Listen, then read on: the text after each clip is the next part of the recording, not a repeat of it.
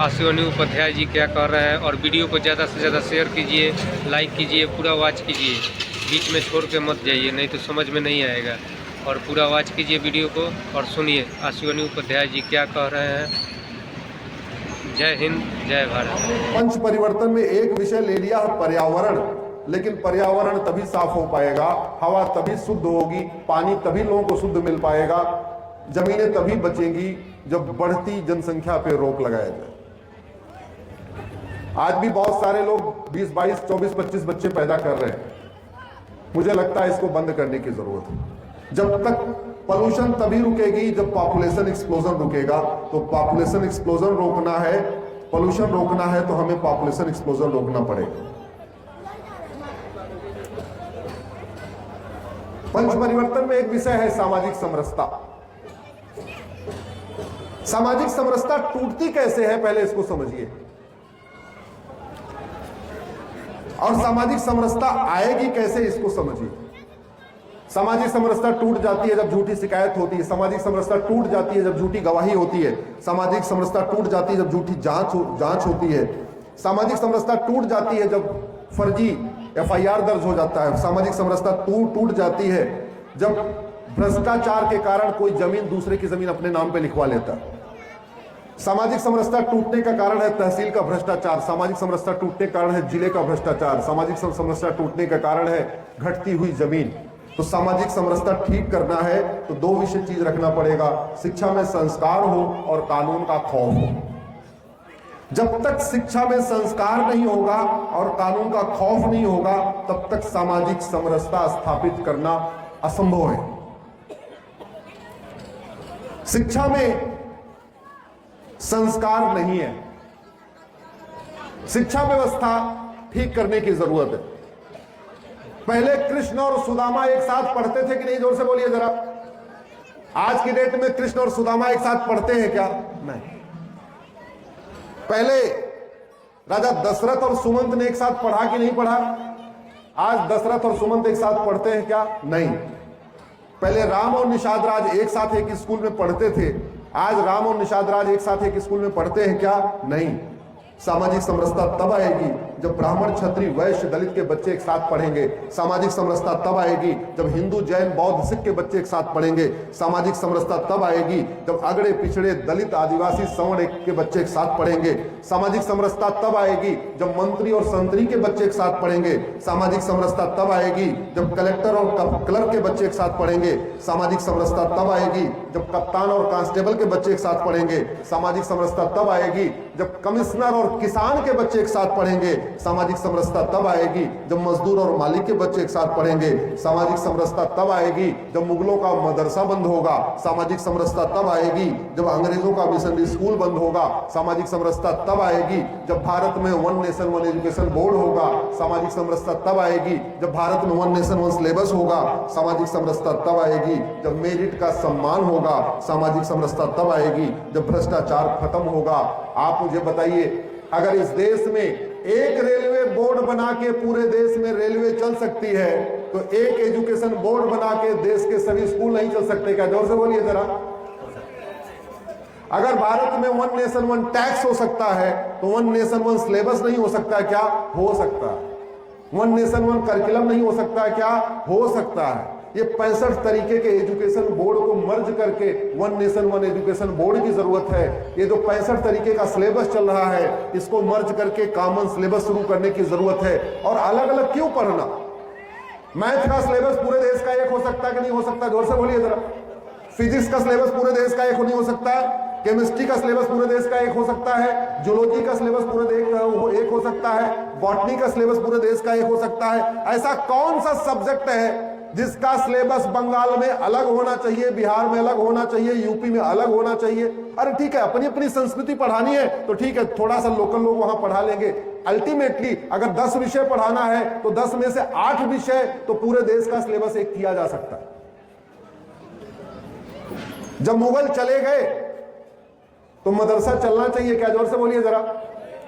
और जब अंग्रेज चले गए तो मिशनरी स्कूल चलना चाहिए क्या? और अगर मुगलों के जाने के बाद भी मदरसा चलेगा, अंग्रेजों के जाने के बाद भी मिशनरी स्कूल चलेगा, तो हम किस बात के स्वतंत्र हुए? हम किस बात के लिए आजाद हुए। इसलिए पहली आवश्यकता यह है कि भारत में यूनिफॉर्म एजुकेशन सिस्टम लागू किया जाए।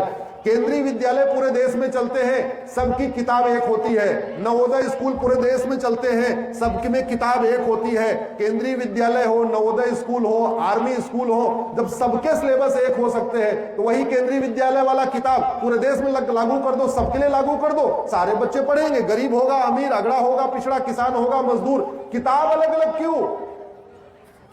और खासतौर पे तब जब एंट्रेंस एग्जाम एक होने लग गए।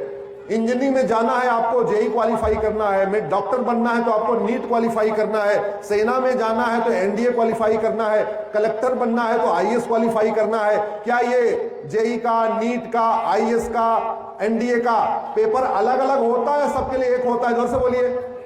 जब एंट्रेंस एग्जाम में सबका पेपर कॉमन है तो फिर एजुकेशन में 10वीं में, 12वीं में सबके लिए अलग अलग किताब क्यों? ये किताब बंद करनी पड़ेगी, तब सामाजिक समरसता आएगी। जब मेरिट का सम्मान होगा तब सामाजिक समरसता आएगी। हम चाहते हैं भाईचारा भी बढ़े, सबको इक्वल अपॉर्चुनिटी भी मिले। उसकी पहली आवश्यकता यह है कि सबसे पहले भारत में समान शिक्षा लागू किया जाए। सामाजिक समरसता इसलिए भी टूट जाती है, लोग झूठी शिकायत कर देते हैं, मुकदमा चलता है 40 साल तक सामाजिक समरसता टूटी रहती। जौनपुर जिले में एक व्यक्ति के भगवान शंकर के मंदिर की 10 बीघे की जमीन का मुकदमा 40 साल से चल रहा। एक जो जमीन थी, एक को वास्तव में लिखी गई, दूसरे ने फर्जी वसीयत करा लिया। आपके गोरखपुर में फर्जी वसीयत होती है कि नहीं होती? जोर से बोलिए जरा। होती है। तहसील इसी काम के लिए है ही है, फर्जीवाड़े का अड्डा बना हुआ है तहसील। जौनपुर जिले में 10 बीघे जमीन का मुकदमा 1985 में शुरू हुआ। आज भी वो चकबंदी अधिकारी के यहां चल रहा है 40 साल के बाद।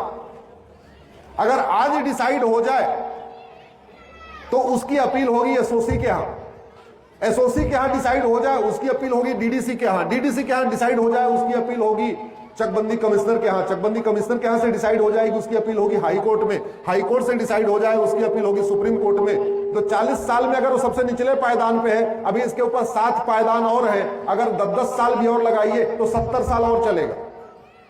तीसरी पीढ़ी मुकदमा लड़ रही है।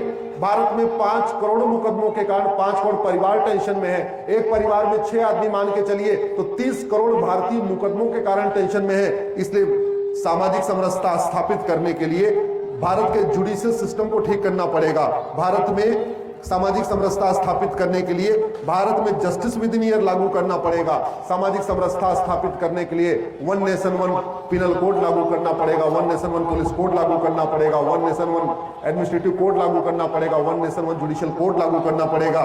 भारत में जुडिशियल सिस्टम को बदले बिना, जस्टिस विद इन ईयर लागू किए बिना कानून का खौफ नहीं पैदा होगा, और कानून का खौफ नहीं पैदा होगा तो सामाजिक समरसता नहीं आएगी। सामाजिक समरसता के लिए जरूरी है शिक्षा में संस्कार हो और कानून का खौफ हो।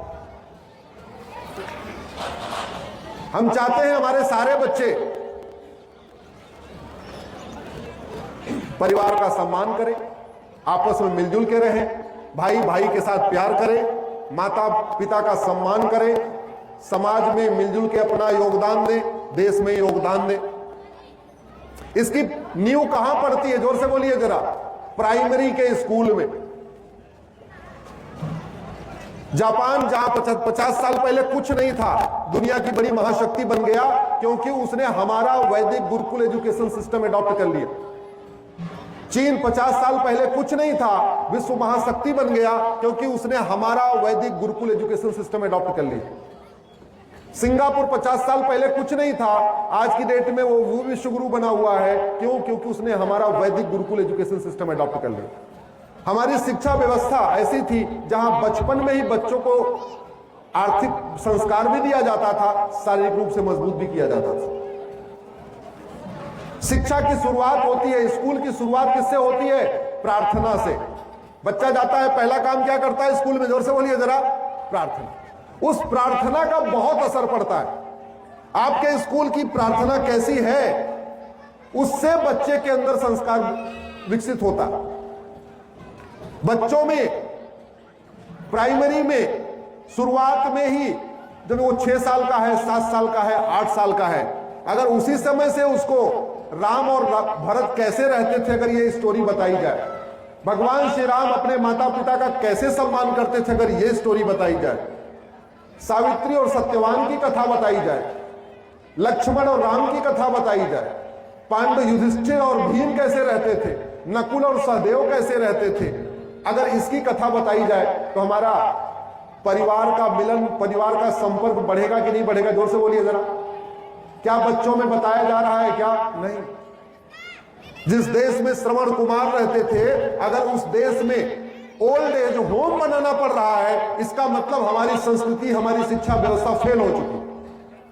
जिस देश में लोग माता पिता को तीर्थ करा रहे थे अपने कंधे पे बैठा के, उस देश में अगर बच्चे अपने माता पिता को नहीं रख पा रहे हैं और वृद्धाश्रम में भेज रहे हैं, इसका मतलब हमारी शिक्षा व्यवस्था ठीक नहीं है, शिक्षा में संस्कार नहीं है। हमारी शिक्षा से डॉक्टर तो बन रहे, इंजीनियर तो बन रहे, प्रोफेसर तो बन रहे, लेक्चरर भी बन रहे, तहसीलदार बन रहे हैं, कलेक्टर बन रहे, कप्तान बन रहे, लेकिन सच्चे भारतीय नहीं बन रहे हैं, सच्चे इंसान नहीं पैदा हो पा रहे हैं। इसलिए स्कूल के करिकुलम को बदलने की जरूरत है और स्कूल के प्रार्थना को बदलने की जरूरत है। हमें अगर स्कूल में बच्चा आ रहा है और बच्चे को प्रार्थना पर सिखाई जा रही है, हे मातृभूमि तुम्हें प्रणाम करता हूं, ये अच्छा है कि नहीं? जोर से बोलिए जरा। अगर बच्चा स्कूल में आता है और कहता है, हे मातृभूमि तुमने हमारा पालन पोषण किया है, हे मातृभूमि तुम्हारी सेवा में ही शरीर मेरा समर्पण है, हे मातृभूमि तुम्हें बारंबार प्रणाम करता हूं, उससे बच्चे में संस्कार आएगा कि नहीं आएगा? जोर से बोलिए जरा। अगर बच्चे में जैसे ही वो स्कूल में आ रहा है वहीं से उसको सिखाया जाए, हे मातृभूमि हम तुम्हारी इच्छा के अनुसार करेंगे, हे प्रभु हम तुम्हारी इच्छा के अनुसार कार्य करेंगे, हे प्रभु हमें शक्ति दो, हे प्रभु हमें बुद्धि दो, हे प्रभु हमें सामर्थ्य दो कि जिससे हम अपने पूर्वजों का सपना साकार कर सके, उसके में चरित्र निर्माण होगा कि नहीं होगा? जोर से बोलिए जरा।